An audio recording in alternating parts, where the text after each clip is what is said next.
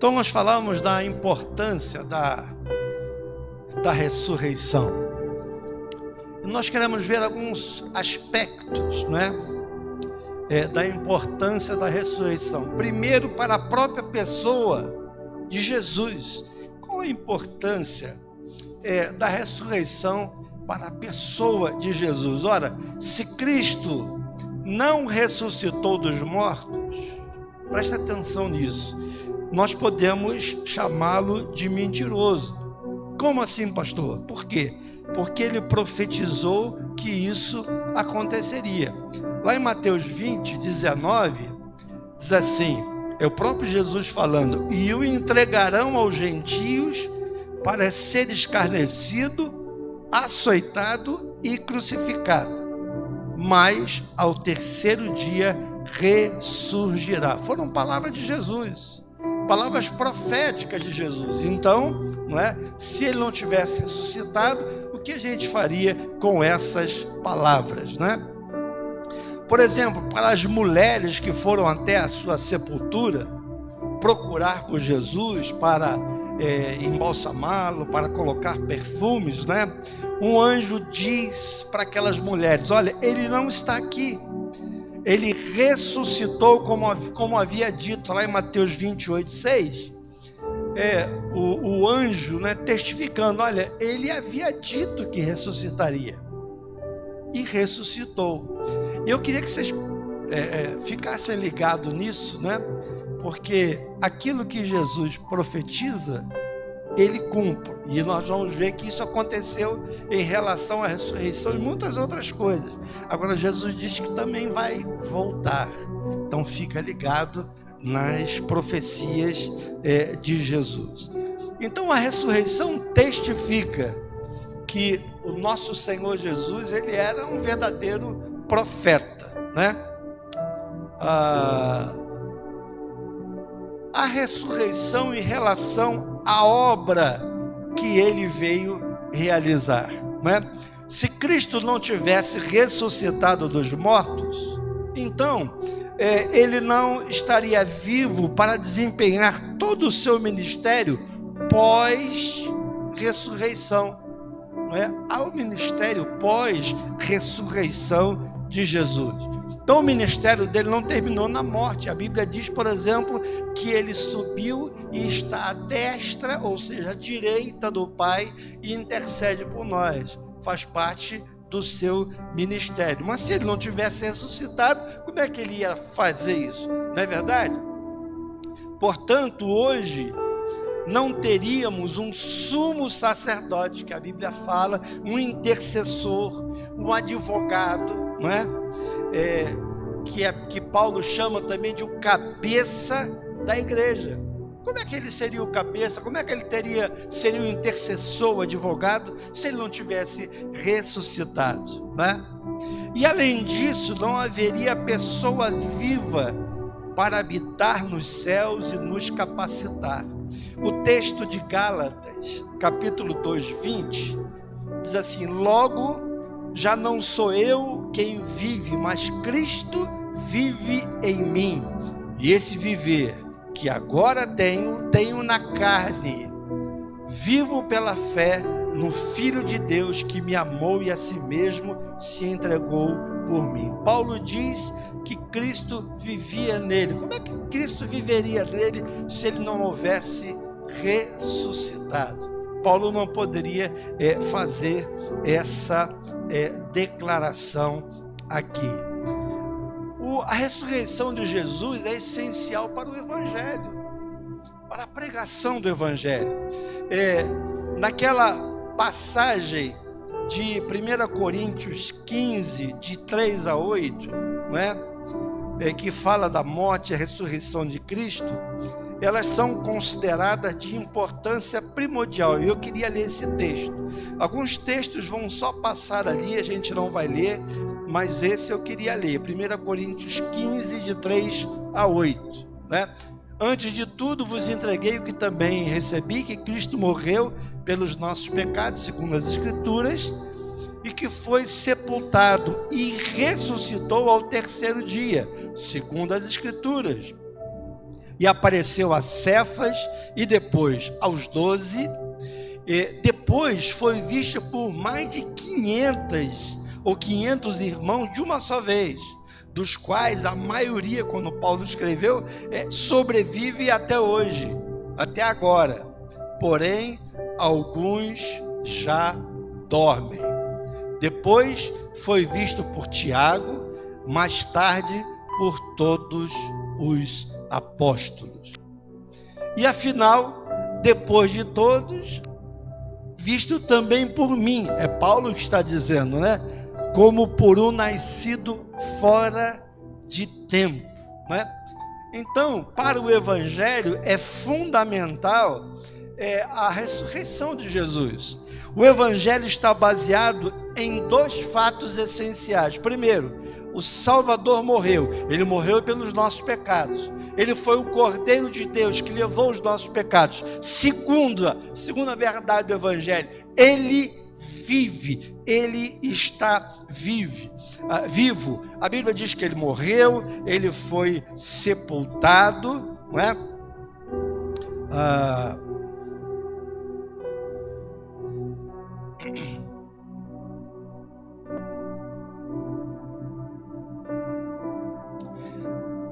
O próprio sepultamento prova a realidade da sua morte. E no primeiro domingo, acho que eu falei aqui, de que uma das características da morte de Jesus foi que os outros 2 crucificados com Jesus tiveram as suas pernas quebradas, porque não haviam morrido ainda. Mas Jesus, por já ter morrido, não precisou quebrar as suas pernas, o que aliás era cumprimento de uma profecia de que nenhum dos seus ossos seria quebrado, não é? Então Jesus não desmaiou, não é, para reviver mais tarde, não, ele realmente morreu. E no texto que a gente viu ali, há uma lista de testemunhas, irmãos, testemunhas que comprovam a realidade da ressurreição. Ele morreu, foi sepultado, ressuscitou e foi visto por muitas testemunhas. O texto ali fala de uma das situações que ele foi visto por mais de 500 pessoas, e quando Paulo estava escrevendo, ele diz: algumas delas estão vivas até agora, né? Paulo vai reiterar essa mesma ênfase dupla em Romanos 4:25, que diz assim: ele foi entregue por causa das nossas transgressões e ressuscitou por causa da nossa justificação. Finalizando, sem ressurreição não há evangelho. Não há evangelho sem ressurreição. Agora, um outro aspecto que eu queria levantar, a importância da ressurreição para mim, para você, a importância da ressurreição para nós. Ora, se Cristo não levantou dos mortos, ou seja, se Ele não ressuscitou, então nosso testemunho é falso, nossa fé é vã, e não temos expectativa nem esperança no futuro. E esse texto também eu queria projetar ali, 1 Coríntios 15, 13 a 19, esse eu queria ler também. Não vamos ler todos, como eu falei. E se não há ressurreição de mortos, então Cristo não ressuscitou. E se Cristo não ressuscitou, é vã a nossa pregação e vã a nossa fé. E somos tidos por falsas testemunhas de Deus, porque temos asseverado contra Deus que Ele ressuscitou a Cristo, ao qual Ele não ressuscitou, se é certo que os mortos não ressuscitam. Porque se os mortos não ressuscitam, também Cristo não ressuscitou. E se Cristo não ressuscitou, é vã a nossa fé, e ainda permaneceis nos vossos pecados. E ainda mais, os que dormiram em Cristo pereceram, não é? E se a nossa esperança em Cristo se limita, a Priscila falou isso aqui hoje, se limita apenas a esta vida, somos os mais infelizes de todos os homens, né? A ressurreição é básica no Evangelho, né? Se ele não ressuscitou, o que a gente estaria fazendo aqui, né? Comamos e bebamos, porque amanhã morreremos. Se Cristo não ressuscitou, então, por exemplo, os cristãos que já morreram, como a gente viu ali, no sentido absoluto, aqueles que faleceram, nossos queridos, não é? Se não há ressurreição, não há esperança de vê-los, não é? É interessante que quando Davi perde o primeiro filho com Batseba, né? O filho do pecado, ele diz uma expressão profética já naquela época. Ele diz o seguinte: essa criança eu não a verei mais, ela não volta mais para mim, porque ela morreu, mas eu um dia irei ao encontro dela. Veja, Davi dizendo isso 600 anos antes de Cristo ter morrido na cruz por nós, né? E nós que ainda estamos vivos, somos dignos de pena, porque estamos enganados ao pensar que existe uma ressurreição e ela não existe. Então, para nós crentes, ela é fundamental. Evangelho sem ressurreição não funciona. Agora, as evidências da ressurreição de Cristo. Há evidências? Claro que há, não é? Por exemplo, as suas aparições após a ressurreição. A gente já viu alguns textos ali, não é? A quantidade e a variedade de pessoas que viram o Senhor Jesus em circunstâncias distintas, diferentes, após a ressurreição, oferecem para nós uma prova incontestável da sua ressurreição. Por exemplo, no dia de Pentecoste, quando Pedro apresentou como prova da sua mensagem o fato de que eles eram testemunhas da ressurreição de Cristo, onde é que Paulo estava? Paulo estava na mesma cidade onde havia ocorrido a ressurreição, em Jerusalém, menos de 2 meses antes, e para um público que poderia perguntar aos outros a respeito da afirmação de Pedro. Aquele pessoal ali, se Pedro estivesse mentindo, falou: Pedro, que história é essa? Mas aquelas pessoas que estavam ouvindo, assistindo Pedro, elas eram também testemunhas de que Jesus havia ressuscitado. Atos 2:32, Pedro diz assim: a este Jesus Deus ressuscitou, de que todos nós somos testemunhas, não é? E a gente pode ver aqui, nós não vamos ler os textos, mas o Gui vai projetar ali, se você quiser anotar para depois ver, né? É mais ou menos a ordem das aparições entre a ressurreição de Cristo e a sua ascensão, não é? Lá diante dos galileus. A primeira aparição para Maria Madalena e outras mulheres, lá em Mateus 28, de 8 a 10, e eu vou ler só um trechinho, diz assim: e eis que Jesus veio ao encontro delas e disse: salve! E elas, aproximando-se, abraçaram-lhe os pés e o adoraram. Depois, para Pedro, provavelmente na parte da tarde, lá em Lucas 24:34, o Senhor ressuscitou e já apareceu a Simão, né? O segundo. Depois, a terceira, para os discípulos no caminho de Emaús. Lembram? Eles estão saindo de Jerusalém para Emaús e vão desesperançados, tristes. Afinal de contas, Jesus havia morrido, e aí, de repente, ele aparece e começa a caminhar com eles. Depois, para os discípulos, com exceção de Tomé, quando eles estavam reunidos no cenáculo, Lucas 24:36, apareceu, mostrou as marcas das suas mãos e dos seus pés e comeu com eles, né? Depois, para os discípulos ainda agora com o Tomé, né? O Tomé que era duvidoso, né? No domingo seguinte à noite, Marcos 16, 14, finalmente apareceu Jesus aos 11. Então agora estão todos juntos quando estavam à mesa, e censurou-lhes a incredulidade e dureza de coração. Por quê?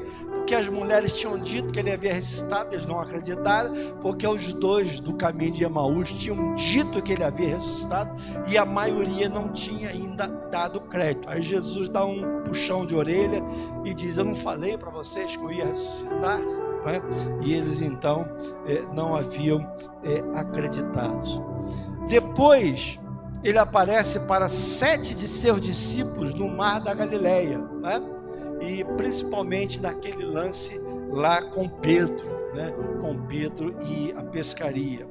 Depois ele aparece para os apóstolos e para mais de 500 testemunhas. A gente leu ali, né? E Tiago, o meio-irmão do Senhor. Por que era meio-irmão? Porque ele era filho de José com Maria. E Jesus era filho apenas de Maria e foi gerado pelo Espírito Santo. Por isso que Tiago era meio-irmão, né?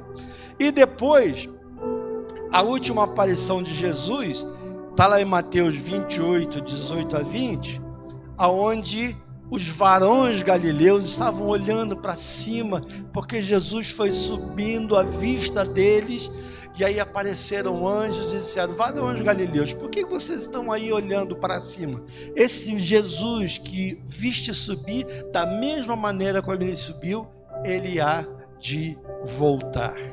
Então essa é a ordem mais ou menos cronológica, né, dos aparecimentos. Agora, efeitos que devem ter uma causa. Efeitos que devem ter uma causa. Por exemplo, a ressurreição. Alguns fatos surpreendentes a gente precisa explicar. É inconcebível pensar que poderiam ter uma explicação satisfatória além daquela causada pela ressurreição. O que fez a sepultura estar vazia? O Ernesto Coll, né? Eu falei que eu já tive lá, o Ernesto, a Patrícia tiveram a oportunidade, e outras pessoas, de estarem lá no túmulo vazio. O que fez a sepultura estar vazia? Os discípulos afirmaram que estava vazia. Os guardas, e aí há uma controvérsia, né, tentando dizer que Jesus não ressuscitou. Os guardas relataram ao sumo sacerdote que ela estava vazia e receberam dinheiro para não contar nada a ninguém.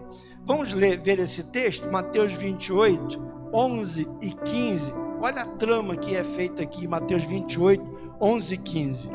Indo elas, eis que alguns dos guardas foram à cidade e contaram aos principais sacerdotes tudo o que sucedera. Reunindo-se eles em conselho com os anciãos, deram grande soma de dinheiro aos soldados, recomendando-lhes que dissessem, olha a trama diabólica: vieram de noite os discípulos dele e o roubaram enquanto dormíamos, né? Caso isto chegue ao conhecimento do governador, nós o persuadiremos e vos poremos em segurança. A gente vai garantir a barra de vocês. E eles, recebendo o dinheiro, fizeram como estavam instruídos, e essa versão divulgou-se entre os judeus até o dia de hoje, como se Jesus não tivesse ressuscitado, né?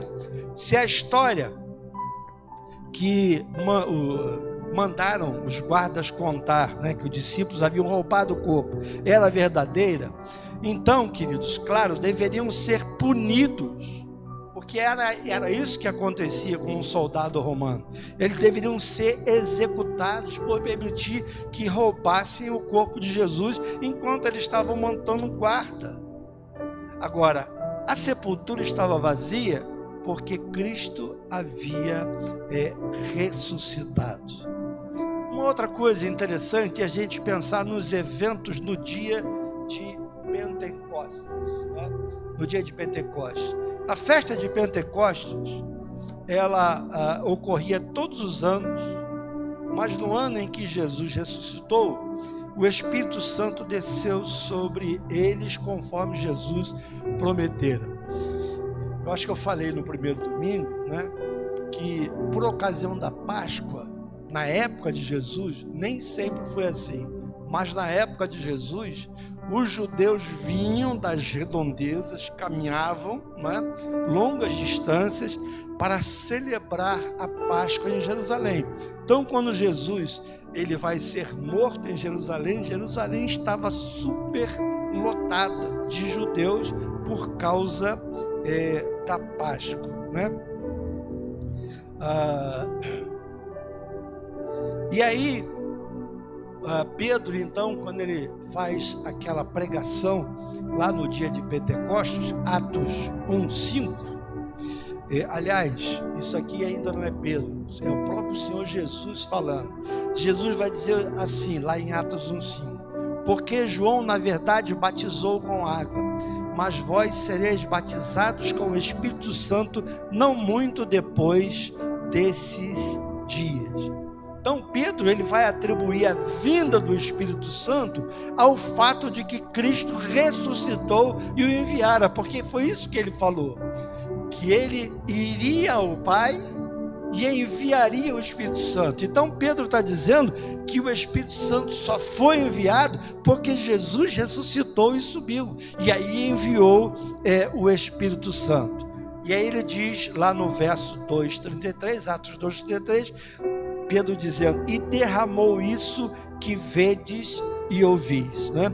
Então a descida do Espírito Santo estava ligada a uma causa suficiente, ou seja, que Cristo ressuscitou. Se ele não tivesse ressuscitado, ele não subiria e ele não enviaria o Espírito Santo, né? Uma outra coisa interessante, o que causou a mudança do dia de adoração? Qual era o dia de adoração dos judeus? Que dia era o dia de adoração dos judeus? Sábado, não é? O que causou a mudança no dia de adoração?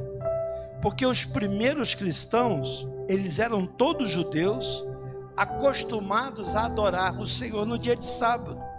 Mesmo assim, de forma espontânea e uniforme, eles começaram a realizar reuniões de adoração no domingo, mesmo sendo um dia normal de trabalho, que o dia de descanso era o sábado, né? Vejam lá, Atos 20, versículo 7, diz assim, no primeiro dia da semana, estando nós reunidos com o fim de partir o pão. Primeiro dia da semana, domingo, não é? É o primeiro dia da semana. Por que eles desejavam comemorar a ressurreição do seu Senhor, que aconteceu no domingo? Essa é a razão, não é? Por que eles mudaram a adoração de sábado para domingo? Porque domingo foi o dia da ressurreição de Jesus. A adoração no domingo foi o efeito, enquanto a causa foi a ressurreição. Porque ele ressuscitou domingo, então eles deixaram de reunir no sábado para comemorar a ressurreição de Jesus no domingo.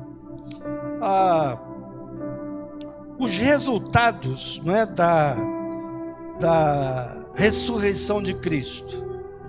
Quais os resultados que nós poderíamos ver? Primeiro, a Bíblia ensina que a ressurreição vai nos trazer um novo tipo de corpo.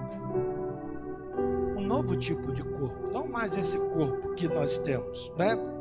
Com a ressurreição de Cristo, pela primeira vez na história, surgiu um novo tipo de corpo ressuscitado. Jesus, a Bíblia diz que ele é o primogênito dos ressurretos, né? É o primeiro. Então, com a ressurreição de Jesus, foi o primeiro corpo que surgiu na história, já ressuscitado e incorruptível, né? Jesus ressuscitou em um corpo eterno, que nunca mais morreria e nem morrerá, que é o que vai acontecer conosco, né? Antes desse evento, vocês vão de lembrar, todas as ressurreições eram restauração do mesmo corpo carnal. Lembram da ressurreição de Lázaro? Lázaro ressuscitou no mesmo corpo e depois Lázaro veio a morrer. Agora Jesus não, ele inicia a existência de um novo corpo, agora glorificado, e que não experimentará mais a morte. A ressurreição do corpo de Cristo estava ligada ao seu corpo terreno, ressurreto. Como assim? Era um corpo que era reconhecido. Ele era reconhecido. As pessoas o reconheciam. João 20:20 diz assim, e dizendo isso, lhe mostrou as mãos e o lado, né, onde a lança o furou. Os ferimentos causados pela crucificação permaneceram. Tomé pôde colocar o dedo. Isso mostra que o corpo, ele tinha a ver com o corpo que ele tinha antes, só que agora era um corpo glorificado, que não estaria mais sujeito à morte, né? E outra coisa, Jesus nesse corpo tinha capacidade, mesmo que não tivesse a necessidade de comer. Aliás, essa é uma dúvida que um dia desse eu estava conversando com algumas pessoas. Será que a gente vai comer no céu? Eu falei, mas é claro, gente. Uma coisa gostosa como é comer, né? Quem não gosta de comer, né? A gente vai comer no céu. A comida que é, eu não sei. Eu garanto que é melhor de qualquer uma daqui que você experimentou. Você concorda? Não? Amém ou não amém? Vai ser melhor do que aquele churrasco de picanha, de maminha de alcatra, essas coisas. Isso vai ser fichinha em relação às coisas. Agora, olha só, esse corpo de Jesus, ele não era um fantasma, né? Fantasminha que botava o negócio aqui e caía no chão, não. O texto de Lucas 24, de 41 a 43, diz que Jesus comeu peixe com eles. Como é que um fantasma come peixe? Não tem como, né? Aquele corpo possuía carne, ossos, provando que Jesus não era apenas um espírito em aparição. Lá em Lucas 24, 40, diz assim, dizendo isso, mostrou-lhe as mãos e os pés. Mas, queridos, o corpo de Jesus ressurreto era diferente. Como assim, pastor? Ele podia entrar em salas fechadas sem abrir a porta, lá em Lucas 24, 36, né? Ele chegava aqui, eu vou lá atrás, passo pela parede, depois volto, passo pela parede. Olha que coisa interessante. Mesmo sendo um corpo físico, né? Mas isso aconteceu. Lá em Lucas 24, 36 diz que eles estavam reunidos, né? Com as portas fechadas, e Jesus entrou, apareceu lá e diz, paz seja convosco. Por que ele entrou aqui? Porque eles estavam trancados com medo dos romanos. As portas estavam trancadas, as janelas, não é? E aí ele aparece no meio. Como é que ele soube? Entrou, a porta fechada, né? Ele era capaz de aparecer e desaparecer quando quisesse. João 20, 19 fala sobre isso. E aparentemente nunca estava limitado por necessidades físicas, como sono, comida, né? Aquele texto que eu falei, ó, João 20, 19. Trancadas as portas da casa onde estavam, veio Jesus e pôs-se no meio dele. Isso é lá em João 20, 19. Agora, a descrição mais detalhada de Cristo ressurreto e de como ele foi assunto aos céus, né, encontra-se em Apocalipse 1, versos 12 a 16. Lembram disso? a visão do Cristo ressurreto e glorificado. Olha lá o que diz, ó. Voltei-me para ver quem falava comigo, e voltando vi 7 candeeiros de ouro, e nos candeeiros um semelhante ao Filho de Homem, com vestes talares e cingido à altura do peito com uma cinta de ouro. A sua cabeça e cabelos eram brancos como a alva lã, como neve, e os olhos como chama de fogo. Os pés semelhante ao bronze polido, como que refinado numa fornalha, a voz como voz de muitas águas. Tinha na mão direita 7 estrelas, e da boca saía uma afiada espada de 2 gumes, e seu rosto brilhava como o sol na sua força. É claro que quando os galileus veem Jesus subindo, ele ainda não estava glorificado. O que vai acontecer quando ele chega diante do Pai, e aí ele retoma a sua condição, não é, de glorificado, e é como o João vai vê-lo lá na descrição do Apocalipse. E é dessa maneira, queridos, que João viu que um dia nós veremos a Jesus. Amém ou não amém? Você tem essa convicção? Amém? A ressurreição de Jesus, ela também serve como protótipo da minha ressurreição, da sua, da ressurreição de todos os cristãos. Na Bíblia, por 2 vezes, o Senhor Jesus é chamado de primogênito dos mortos. Por que primogênito dos mortos? Porque foi o primeiro a ressuscitar para não mais morrer. Lembra que eu falei de Lázaro, que morre, que ressuscita, melhor dizendo, primeiro morreu, depois ressuscita, mas depois morre de novo. O corpo dele continuou sendo o mesmo corpo mortal. Já o de Jesus, não. Então isso significa que ele foi o primeiro a receber um corpo ressurreto e eterno. E é aquilo que nos espera, queridos, aonde não vai haver pranto, não vai haver dor, não vai haver Covid, não vai haver câncer, não vai haver depressão, nada disso mais haverá nesse corpo glorificado que nós teremos. Paulo, ele responde, como será ou serão os corpos ressurretos ou celestiais. Paulo simplesmente diz que não serão os mesmos colocados na sepultura restaurados, mas serão totalmente novos quando comparados ao que tínhamos. Vamos ver 1 Coríntios 15, 35 a 41, vamos ler esse texto. Mas alguém dirá, como ressuscitam os mortos? E em que corpo vem? Insensato, que semeias não nasce se primeiro não morrer. E quando semeias, não semeias o corpo que há de ser, mas o simples grão, como de trigo ou de qualquer outra semente. Mas Deus lhe dá o corpo como lhe aprouve dar, e a cada uma das sementes o seu corpo apropriado.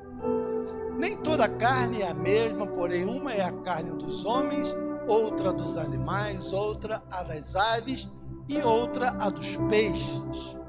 Também há corpos celestiais e corpos terrestres, e sem dúvida, uma é a glória dos celestiais e outra a dos terrestres. Uma é a glória do sol, outra é a glória da lua e outra das estrelas. Porque até entre estrelas e estrela há diferença de esplendor. Ok, até aí.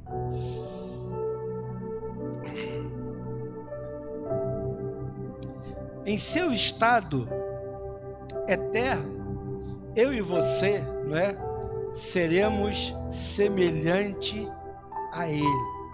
1 João 3, verso 2 diz assim: quando Ele se manifestar, seremos semelhantes a Ele. O que isso significa? João explica nos versos seguintes: semelhante a Jesus significa ser puro, sem pecado, justo, todo o nosso ser, inclusive o nosso corpo, será caracterizado desta maneira.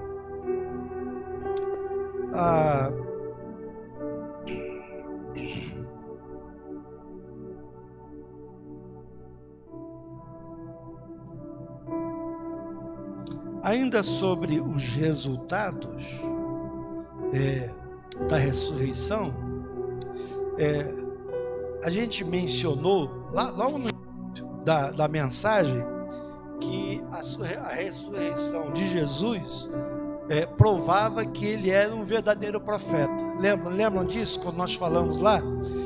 Que ele ressuscitou como tinha dito. Isso também valida a declaração de que ele é Senhor e Messias, e um aspecto que o apóstolo Pedro ressaltou em seu sermão lá no Pentecostes, quando Pedro diz: e Deus o fez Senhor e Cristo. Lá em Atos 2,36 a gente encontra essa expressão falada por Pedro: Deus o fez Senhor e Cristo.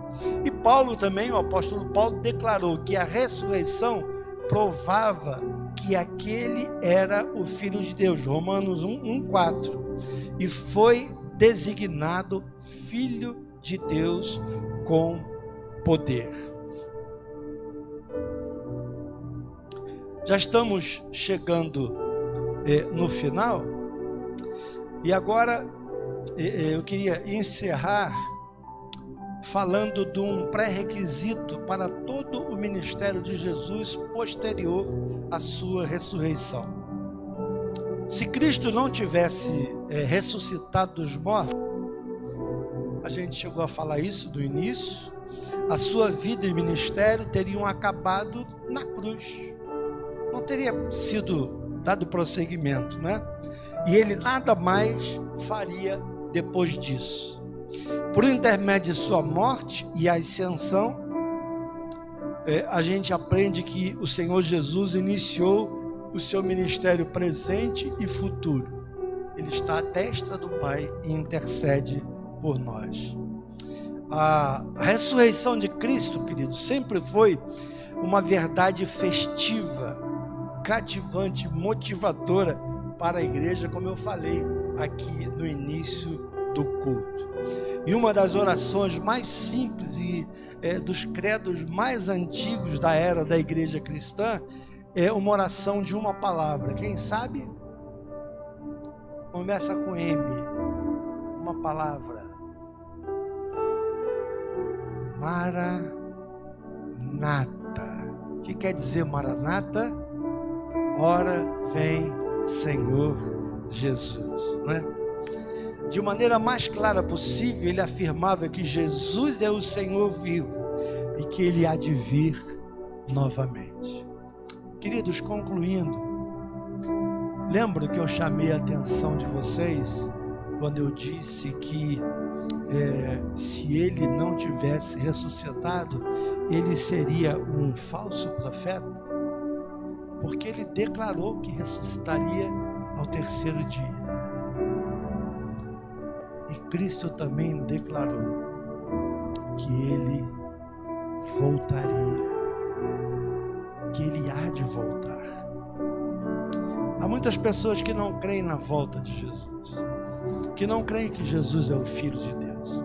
Há muitos que não creem sequer que ele ressuscitou, embora há provas incontestáveis da sua ressurreição.